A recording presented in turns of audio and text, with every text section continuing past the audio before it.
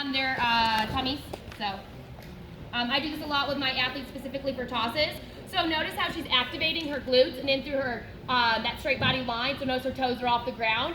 This one's a little bit more advanced. So if you were to relax here, even if she was to relax here and she's to pull that tummy in and try and get as flat as she possibly can, you notice how all those core activation, those rib cages are getting pulled in that handstand position.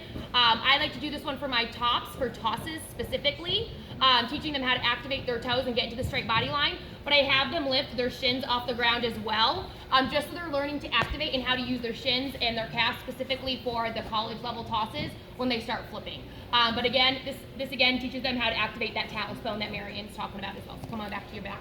Okay, another one that we do is we call them grounded and balanced positions. So this is a grounded tuck position, okay? I'm teaching her to actively lift up through her fingertips. She's gonna lift up through her hips, so just relax me. So this is what a lot of kids normally do, right? You're telling them to go into a tuck position, they do this. Tell them to lift in their rib cage. And you'll notice that extension. This helps so much in tumbling, I cannot begin to tell you, okay? Hitting this body shape, teaching them how to actively lift through their hands and in through their rib cage is huge, okay? And again, nice tight tuck position, okay? And then we go to our balanced tuck position, okay? And we're teaching them to continue to lift. Notice that body position did not change, okay? If she were to relax, it probably send her balance off. Notice how she starts moving back and forth. But when she lifts, again, this is the nice tuck position we want when we're tumbling, okay? Let's go to grounded pike. Grounded pike. Again, activating and lifting, getting that nice flat body line, pulling up through our fingertips, okay? Again, apologize for that not so great pointed toe right there because that ankle.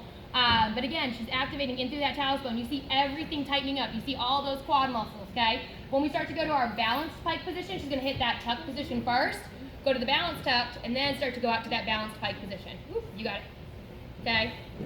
And again, notice how she's still activating and lifting. When she loses this position, it's probably because she's dropping in through her shoulders.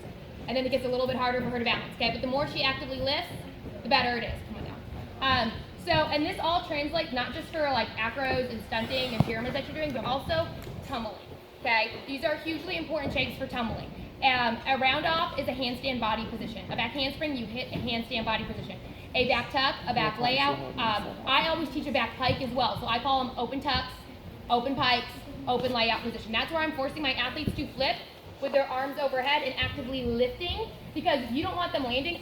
Whenever you guys see the landings where all your kids are like booties out and their chests are dropped, if you're teaching them to do an open position, they're getting stacked on top of themselves when they're landing. This is an incredibly important body position to actively lift through their rib cage.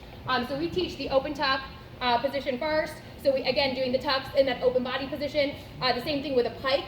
Again, a pike is really important to teach. And a layout, because you want to make sure they can differentiate in their head between a straight body and a pike, or else you're going to get the fulls that are cranking off the ground and the booties are out, and that's when you get the corkscrew fulls, okay? So super important to hit those straight body positions, because again, not only do those hit and correlate into your tumbling, but they move into your acros or your stunts. And I apologize if I keep saying acro, it's obviously that's what we call them, but stunts, okay? Again, that goes back to all that straight body positions and lines. Do you want to grab the pegs?